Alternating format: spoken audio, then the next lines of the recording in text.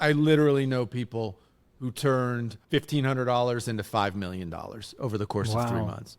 There was this rediscovery of old NFT projects. A light switch just went off in my head. Like, wait a minute. There were people building these projects back in, 16, 17, and 18.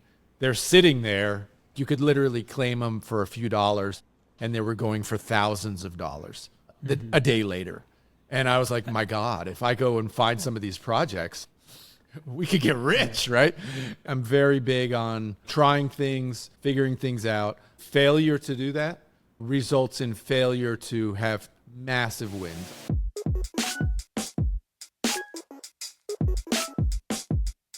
Okay, so let's jump cold right into the topic we want to talk about today.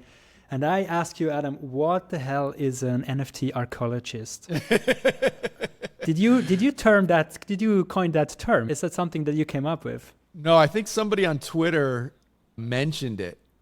And then somebody was like, hey, I think that's what Adam's doing or whatever. And so I just kind of adopted it.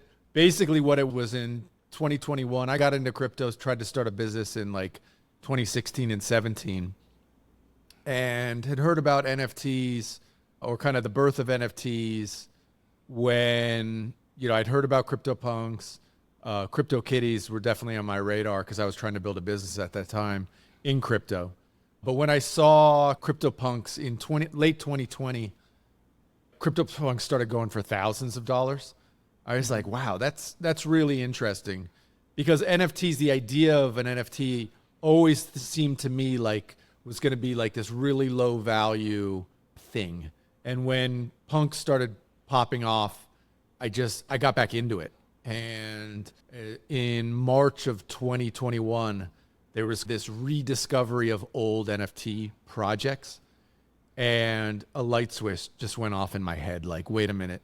There were people building these projects back in, 16, 17, and 18.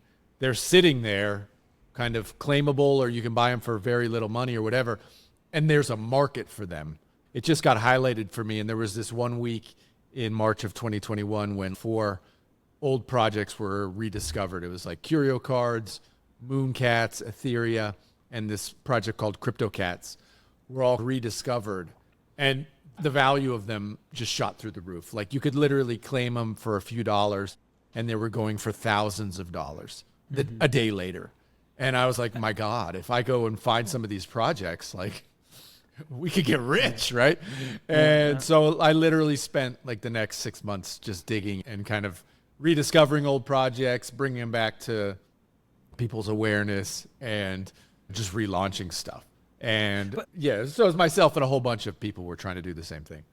Okay. So I guess you were on Twitter and you've seen that these projects somehow came back to light, and your first instinct was not, let me go in on those specific ones, but you were like, there must be other ones like those that you just mentioned. Well, I did both. I did both. Okay. Yeah, I definitely was a part of those rediscoveries. Some of them I didn't take part in because I didn't have enough money. Like Etheria, for example. Like, you could go and get Etheria tiles for like 1 ETH. But dude, I didn't have an ETH, right? Okay. Right? So I didn't have an ETH back then. I tell people I started in 21 collecting NFTs with $1,500. That's all I was willing to risk into NFTs. Oh, wow. And that was probably half an ETH or what? Yeah, it was probably like half an ETH, exactly. Yeah. Okay. Maybe a little more. Back then it was maybe So I didn't have an ETH to put into Etheria. And I famously didn't take part in the Curio card rediscovery. So Curio cards were rediscovered, and you could go claim the cards for like $5. They were $5 each. And when I found the contract, when I looked at the contract, I looked at it, and by then I had kind of learned to read the contract, and I saw that each one had like a supply of 1 million. And I was like, 1 million, and I'm doing the math, 1 million times $5. There's no way. Like, these cards probably aren't even going to be worth $5, because if there's 1 million supply, $5 each, that puts the market cap of each one at. I just was like, these are going to be worth pennies. So when it was going down, I was like, this is stupid. Like, this makes no sense. Turned out I was wrong. The 1 million was set as like a max supply back in 2017 when they were launched. But that was only like if people aped 1 million at that time. Turned out if the contract existed for more than a few weeks, the supply was cut for every card. And so I completely faded those. Those $5 for each one of those would have been thousands of dollars later in 21. Mm-hmm. So these are kind of the experiences, man. That first week was crazy. I have this kind of, my experience with all of them was amazing, but the highlight was Mooncats, because Mooncats was like, it was there. You could get them. It was like, basically it was free, but the gas turned out to be like $50 each one. And I didn't fully understand how gas worked at that time. And I was just pushing, buy or get or whatever. I was minting. I thought I had minted like 50 Mooncats. Turns out I got front run on all the gas because people realized what was happening by then. And everybody was putting in high gas. And I'm just hitting on MetaMask. I'm hitting claim, whatever.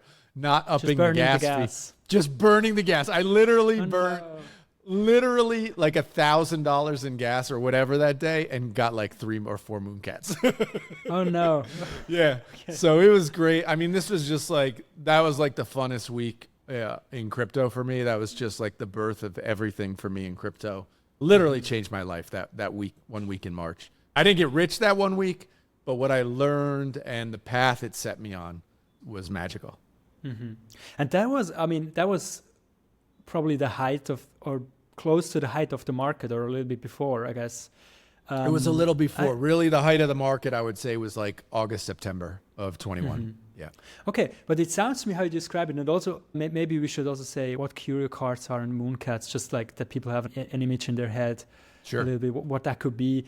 Or we can also go on to other projects, because you then discover many more. But it sounds a little bit like to me that you were an ambiguous player in terms like you knew how to read a smart contract, but you didn't have more than an Eve initially, or then burned the gas. So you were learning very fast on the job, so to say. And what, like in that moment, because I was a 2016 guy, and at the time, my mindset was always protect my Eve. No, I wouldn't even want to interact with too many smart contracts, because I got burned a bit with the whole the DAO, like the original DAO that brought the halvening. Sure. And since then, I was very on the defense always, and I have so many opportunities that I lost with NFTs, with seeing all that stuff and never touching it, that I'm a bit burnt until this day, to be honest. Yeah, no, I hear that 100%. The thing is, for me, I've always thought crypto was meant to be used. Even from when I first started, I thought the idea behind this is movement, is trying, is figuring stuff out. And so even though I wasn't really willing to risk my retirement fund capital, that's why I started with $1,500.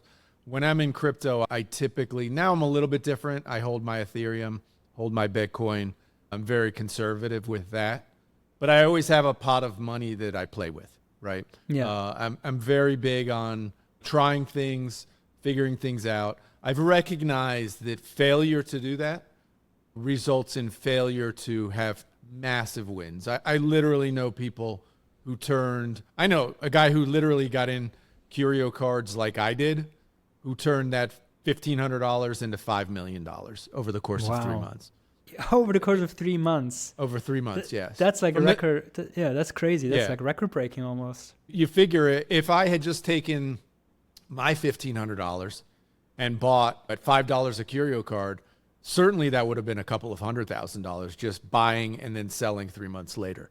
But I didn't do that, But he was more flipping, buying, selling, flipping and stuff, playing it. But, I see those kind of gains are real and possible. And so I do believe that in a lot of ways, and you've seen it because you're an OG or yourself, you've seen that the vast majority of stuff in crypto at least starts with this huge gamification, Ponzi-nomics, casino style of play. And I think to not acknowledge that and not take part in it prevents kind of building in the space. And I know the Bitcoiners don't want to do it and stuff, but I think even with ordinals and runes and all this stuff happening on Bitcoin, we've whittled that kind of very hardcore Bitcoin maxi down to this like nub of very, very small group of people, because we recognize that if we're going to build out crypto as an ecosystem, we have to try stuff and we have to build stuff. And the base layer building happens as like games and casino and Ponzi's and all this sort of stuff that we kind of play around in. So yeah, I learned that lesson that I actually didn't in 21, and at the start of March, if I could go back, I'd be like, get a bigger bag to start with and go much, much harder.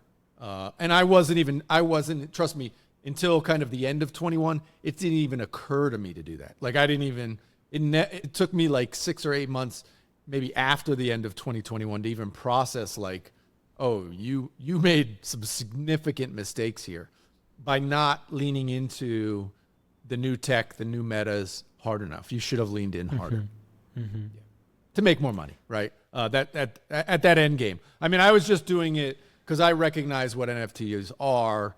The value of them long term is something we haven't really even processed yet. The 21 was this like giant blip over like a longer time frame of where kind of our society will understand what we're dealing with here, which is ownership of digital items on public blockchains, right?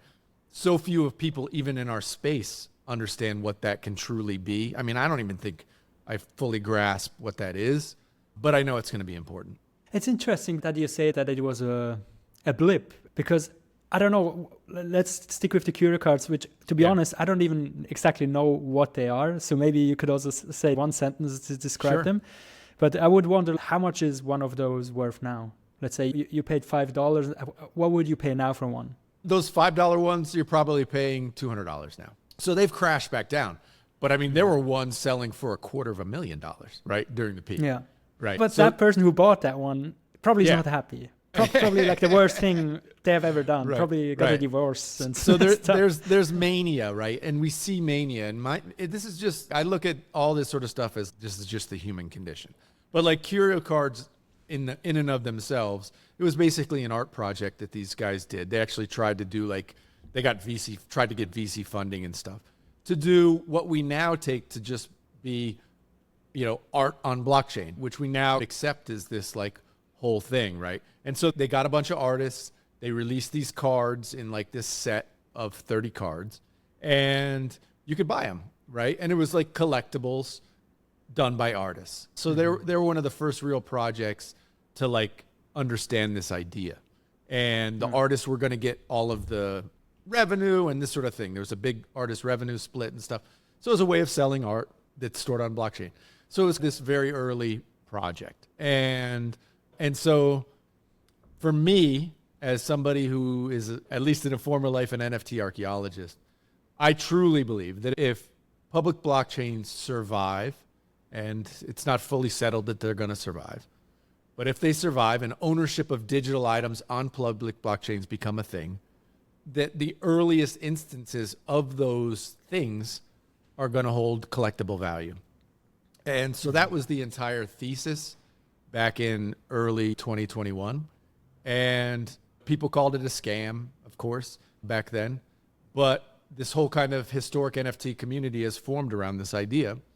And the idea is absolutely legit in my mind. It's been fully confirmed for me in my mind. Now, the value of a lot of them have gone through the floor and all this sort of stuff. How we get value, how we maintain value, how people view value is a moving target. But the idea that the earliest instances of something that's going to be completely ubiquitous in everybody's life, and that those early instances aren't going to hold value to me, is nonsense. So if Bitcoin survives, if digital items survive on public blockchains, those earliest instances are going to be very collectible, in my view. So they've been battled, they've been battle scarred, they've gone up and down in price. But I think for those of us in the community, and there's probably only a few hundred of us max, but we're very bullish for long-term historical NFT value. And one of those historical NFT projects somehow got a bit more mainstream attention, and I mentioned it when I reached out to you, because I actually heard the first time about you, not on Twitter, but I'm an avid podcast listener, and I listened to This American Life. And there was a whole show about a guy who was sitting on a gold mine and he didn't know it, called Pixel Map. And he actually built like a website where you can buy these little pixels And he did it with Ethereum. I think one of these used to cost 2 ETH. Yep. But back in the days when ETH was like around $20. Yeah. And then you reached out to that guy and made him a millionaire. But the story has many twists and it's quite interesting how the main character, the guy whose name is Ken. What was his name? Ken Irwin, right? Mm-hmm. Like first he was very happy, and then he thought you cheated him, and then he thought the Russian mafia was kind of involved. Yeah. From your perspective, tell a bit about this story, or what was going on there. So this was right in the middle of and I had already rediscovered and relaunched a couple of projects by the time I found Pixelmap.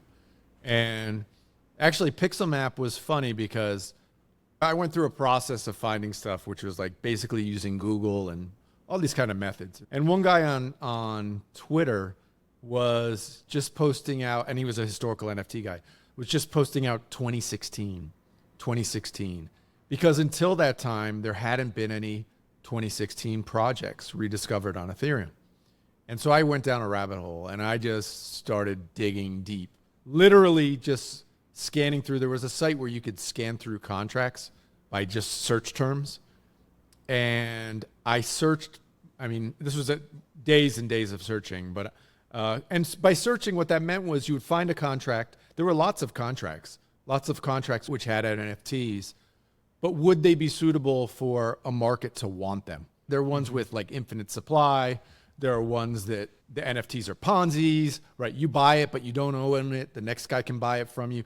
All these kind of things you have to figure out as whether or not this is going to work for a market. Will a collector want this thing? And anyway, I found, yeah, so go ahead. Just one question. Yeah. Well, do you just look at code, or do you also see art when you go for the, like when you would? Yeah, back then it would be no art. There would be no art because this was like pre-IPFS. So there was no like art stored on attached to it in 2016 or anything like that. So basically, yeah, I'm just trying to figure out what the contract is first, then trying to maybe use the Wayback Machine if there's a website attached to it so I could see, the old website, try to figure out what it was, and then try to figure out if it would work. First of all, could you even buy the NFTs or claim them?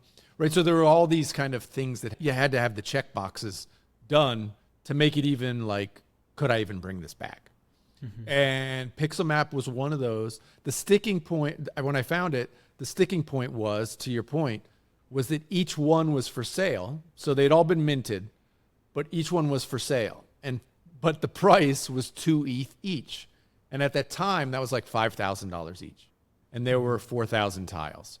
And I knew just from nobody's going to, we might sell a couple, but we're not going to be able to sell these. And so I was able to get a hold of Ken literally through LinkedIn, which was crazy enough. And he thought it was one of those LinkedIn scams or whatever. But fortunately enough, I found Pixelmap was like the first sentence or whatever. And we talked and we developed basically a plan, which was he was going to buy the tile from himself. So he would get the 2 ETH back, right? Lose some gas money or whatever, but he'd buy it back from himself and then he'd list it for sale. I think the price was like 0.35 ETH or something like that. And so literally 2 days later, we launched the project. And it immediately got, like within an hour or two, got botted. So every time, he was manually, literally, him and his girlfriend were manually buying the tiles from themselves and manually relisting them.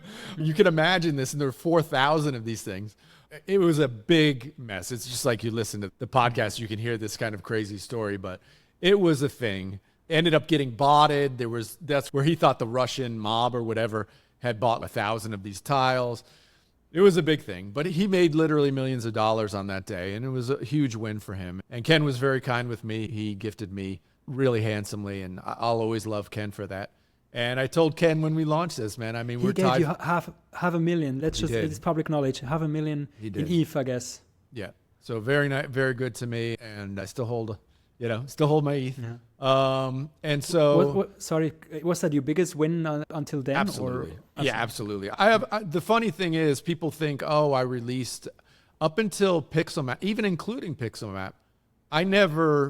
There was never any charge for anything, and there was never I never hoarded what I discovered. So when those first ones were done, Mooncats and Curio cards and stuff, they were done in this very like, hey, I found a contract, I grabbed a few, and here's the contract. You would kind of publicly release it on Twitter.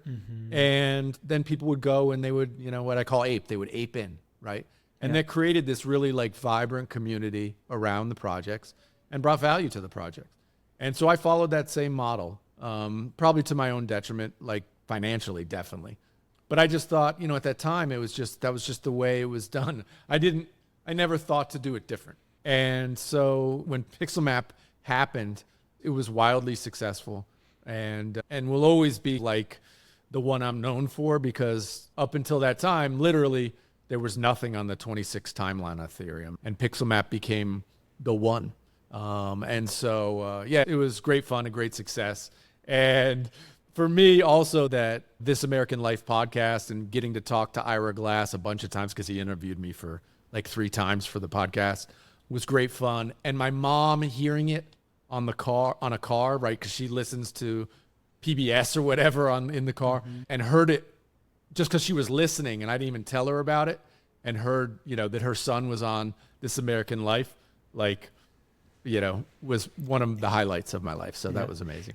She was probably a little bit worried in the first part of the story. Literally, literally, she pulled over to the side of the road. This is how I knew she heard it. She pulled over to the side of the road and she said, "Are you okay?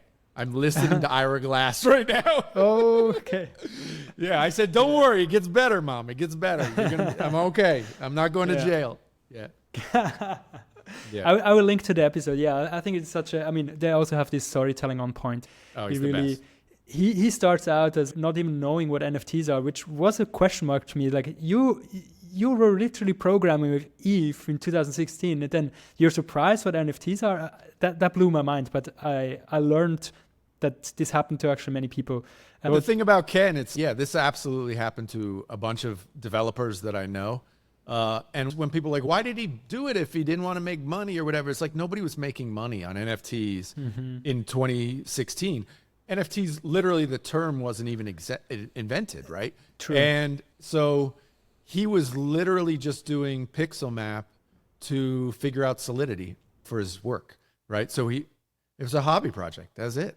Literally a hobby project that completely transformed his life. Yeah. And you realize, and this is part of the reason I do play around with crypto and try new things and get involved with ordinals and these early protocols and stuff, is because you don't know what is going to be the next thing. It's impossible to say. And my view of NFT history and crypto history is that a lot of this stuff that we now take for granted is built by artists and developers just tinkering around. And so I always want to encourage that, because you never know if it's going to be the next thing that actually completely transforms crypto. Absolutely. And actually even CryptoPunks, right, which is still the most influential project. It's not even the first, but it's one of the most influential. Sure. It was just an art project, and you could get them for free. You just had to claim them, similar to many of the NFTs back then.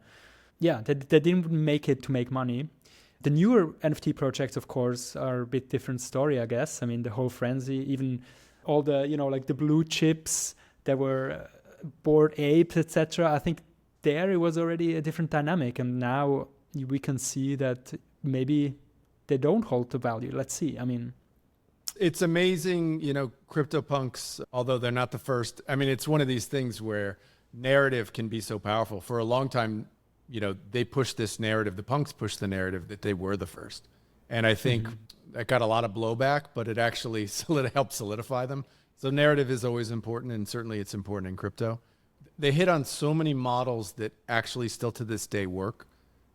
Free claim, like 100% worked. Obviously, the 10K meta absolutely crushed. The idea of it being a PFP, although they didn't intentionally do that, that was not intentional. What that became was obviously still to this day is important in the entire social media space.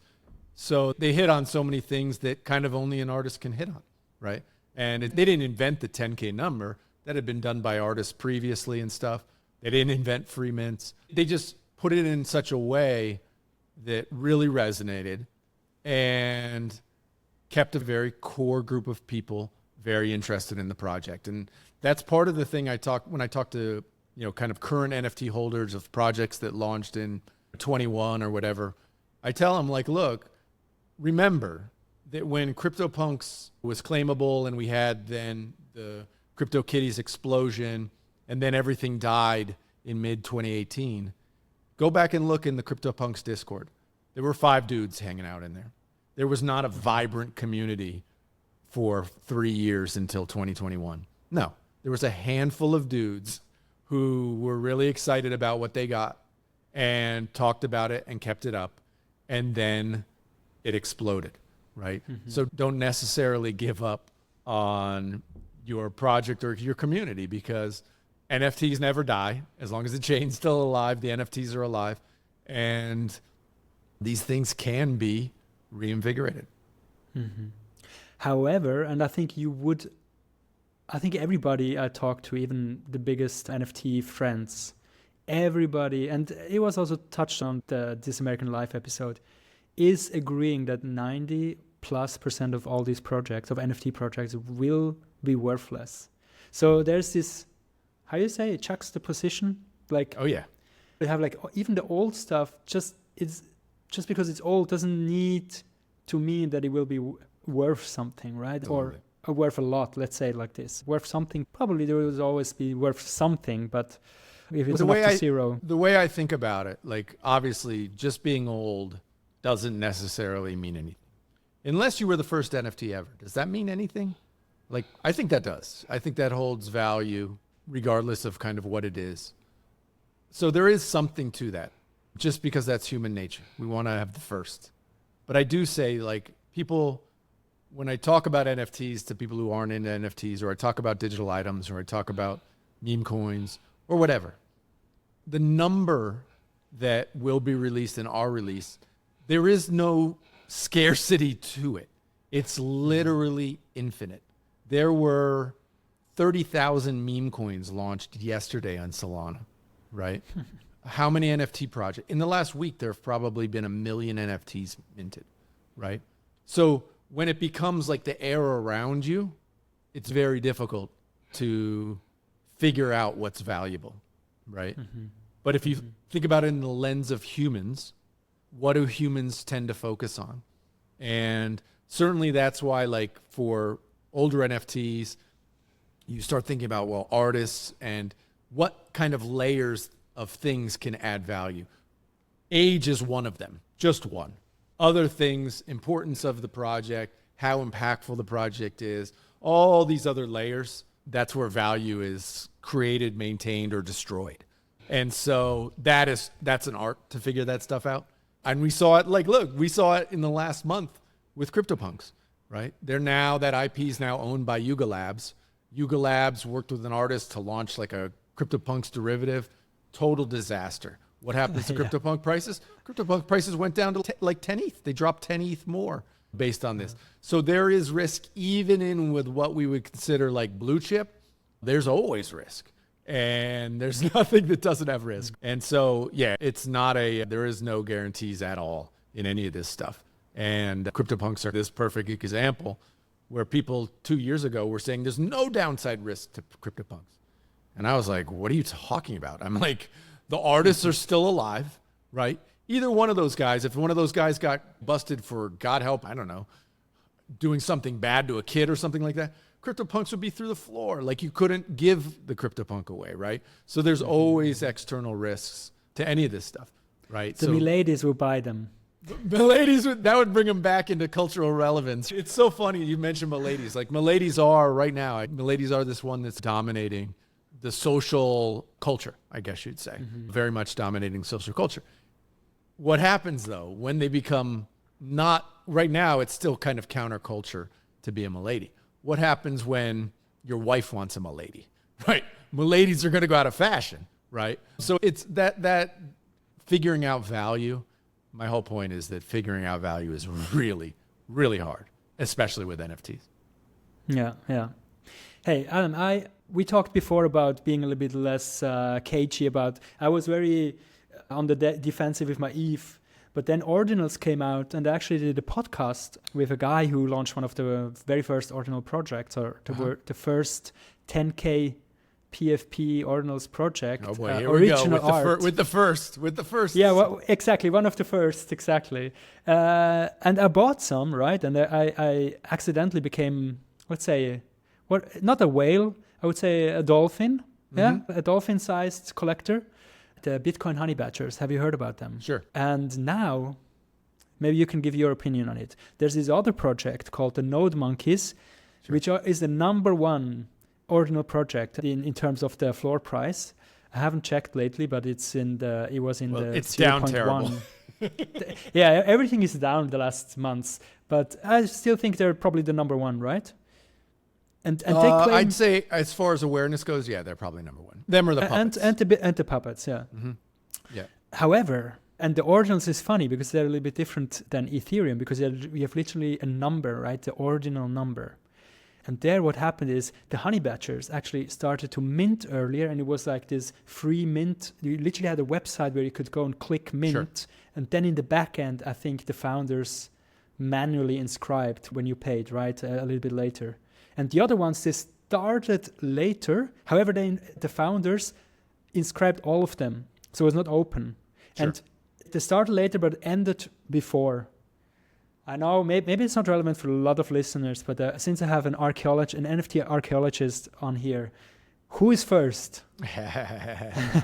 Well, this is the thing I've learned is don't ever claim first, because you're probably going to be wrong. And so it was kind of a joke mid-21. And I learned my lesson. But I got, mid-21 when we were kind of rediscovering, and first was a big thing.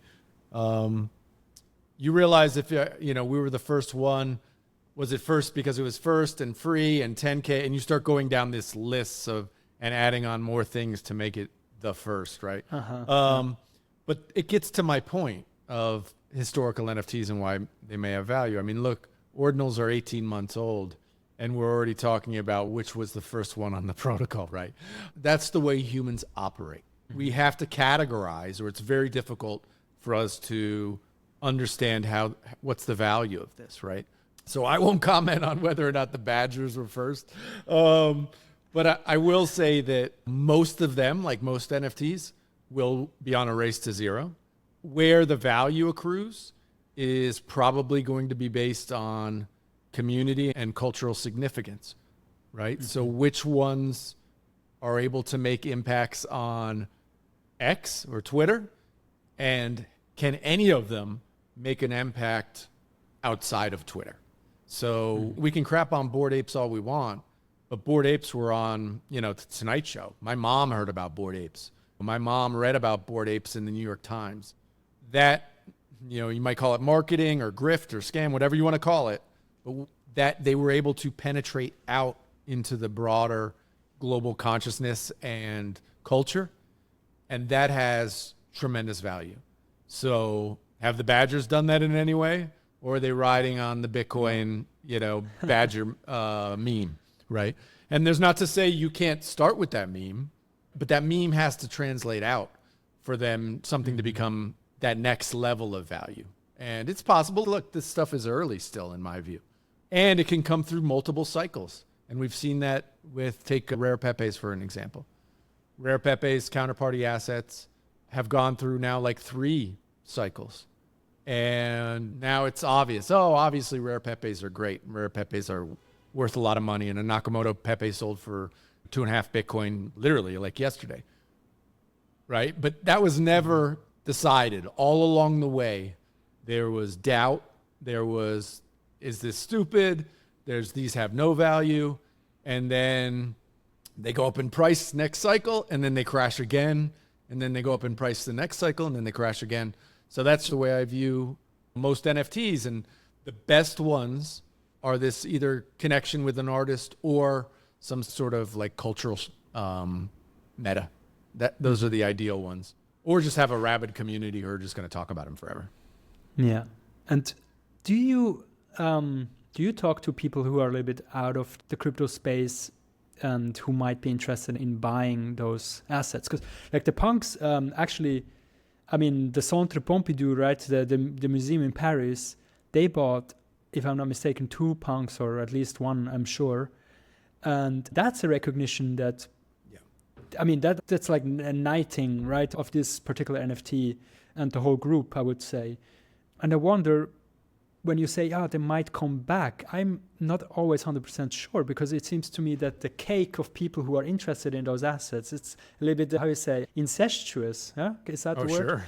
Like, it's just us buying, trading these things all over again and over again, and then the liquidity becomes like super thin, right? I mean, it might have a high floor level because there's this thing called, like when you own it, then psychologically you don't want to let it go. You assign a higher value to it. There's a specific word for it, I forgot it. And I've done this. I bought something and now I cannot sell it. I mean, I have like an art plugs thing. Sure. Oh, those are down horrible. Yeah, horrendous. I love it, but I would never have paid that much money for it if I would have known, right, that it would just drop so much. Yeah. To your point about like museums, like we went through this already with art houses, right? Sotheby's, Christie's. It was a big thing, especially I'm thinking of the Curio cards, right? Because a full set of Curio cards got sold at Christie's, right? For the artists involved, the people who were part of the Curio cards collection, it was a big deal for them, like huge. Like, Mom, look, I'm at Christie's. That's a big deal, right? And it does provide this kind of old world stamp of approval. But I also realize now that the art houses don't give a crap. They just want to make money, right? They could care less. They'll jump on literally any meta that they think is going to make them money. And so that certainly happened in the NFT space. Does it add additional legitimacy? Yep. But we also know that most of the buyers for those Christie's and Sotheby's auctions were crypto natives. Like, they were not able to bridge the gap and sell these items to old world collectors, right? So I know that there's a lot of effort from, for example, Yuga Labs to get punks included at museums. And those purchases you may have heard about also may be like soft donations and stuff, where they just want the stamp of old world approval, which is obviously, any artist on earth understands that idea, right? It's marketing, right? So I look at it in a way as marketing, in the same way I look at it as, I don't know, Jimmy Fallon and Paris Hilton, when they got their Bored Apes, we all know now that those were basically gifted to them, right? They didn't buy them. It was a marketing ploy. So how much is marketing? How much is grift? How much is scam? It's this blend, and this is what we're dealing with in the modern world. 20 years ago, 30 years ago, that grift was hidden behind closed doors. You didn't know that Christie's and Sotheby's owned a bunch of, Basquiat's, and then were able to inflate the price and dump them on retail investors, right? Now we better recognize that's actually happening, right? So in a way, it can be discouraging to people, but now it's just more transparent. And blockchain provides a little bit better interface and transparency, where you can see that whatever, your honey badgers are owned by thousands of people. I can also see that Nodemonkes was minted by one dude, right? And that dude pumped and inflated it and, made $10 million on the day he sold on retail, right? So I think it's actually a better system, what we have going on here. Although all that same sort of stuff that has happened traditionally in, pre-web and Web 2, it doesn't change the way people operate. It doesn't change it. And now for people, like we were reminiscing about the past a little bit, and the past in crypto, I mean, if you go back just 2 years, it's just an eternity, right? Yeah, for young people who enter the space now, what should they do in terms of, what should they pay attention to? What would you do again? Or what are you excited about right now? Yeah.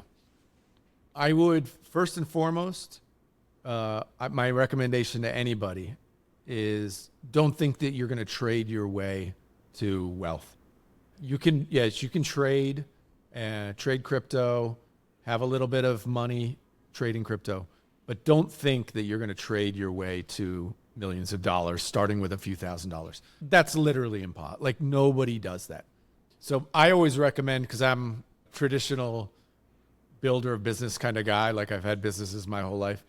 I'm about providing value, and whether that was podcasting or joining communities, managing discords, if you're young, lean into what you're good at and become part of helping other people build in the space. Like building is still the best way to meet people, do things for people. Like the amount of work I've done for free in Web3, like it's still, even though I'm full-time in Web3, it's still probably 90% of what I've done in the past, right? I do everything for free, right? So I always just recommend people just come in, whatever skill set you have, try and add value to people and communities that you connect with, and try and at least limit the kind of trading aspect of it.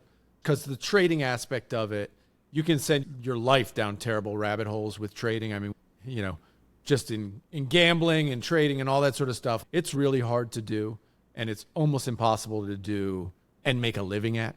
So I encourage people not to lean into that aspect, because that's the aspect that you see on YouTube. That's the thing you get hit with first, is this idea of like, I'm making money trading. And especially for young people who probably don't have a big bag of money to be trading with, it's almost impossible. And you're more than likely to lose your money rather than make money. So, try to add value and build and help people and connect. Because that's the great thing about X, is that you can literally DM. You DM me today. If you send a real DM to me, hey, Adam, I saw you on Jonas's podcast or whatever, I'll actually respond to you. And people I know with literally millions of followers have responded to me. And so I know that connecting with people is amazing. And if you provide them value, it's the best way to enter into Web3, I think. All right. Hey, Adam, I could go on and talk to you for a long time, but I think I want to keep it short and sweet, because I just want to people listen from the beginning to the end, and they want to be leaving with wanting more. Is there a message that you would like to give out to the world, to the listeners? Or did I just miss something now? And Bro, there's infinite. We could literally have a 10-hour podcast. I love talking about this, right? I think, at the core for me, when if you're just getting into crypto or whatever, it's very easy to lose sight of what crypto is. And for me, crypto is literally the most important technology in the world. It is at the core, starting with Bitcoin, it's freedom technology.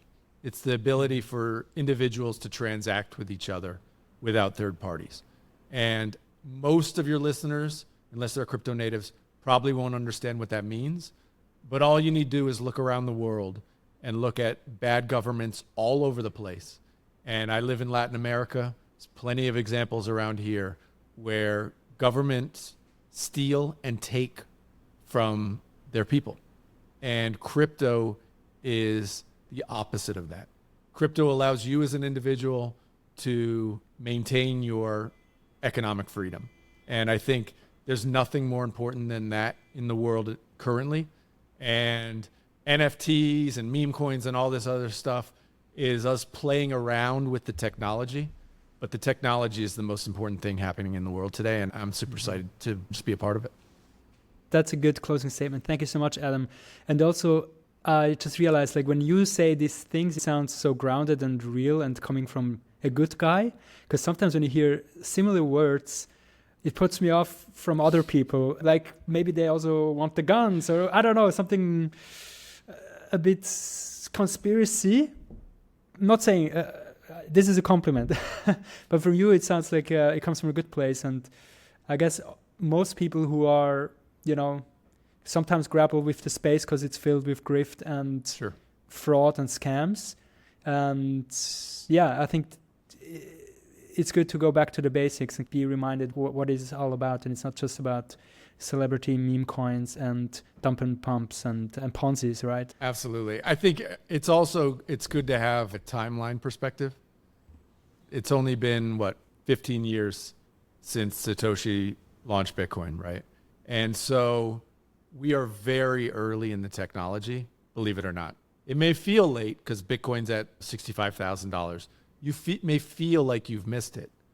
But if the thesis plays out, this is something that we are in the early innings. So if you're 20 years old and you're just getting into crypto, understand that in my view, crypto probably doesn't hit for another 15 to 20 years. That's how early I feel we are, you know? Okay. Because nothing's really, we haven't even figured out like peer-to-peer money in a good way. Like we're still grappling with that. What does that mean, right? Nobody's using it. Nobody's using it in that way. Very few people use it in that way.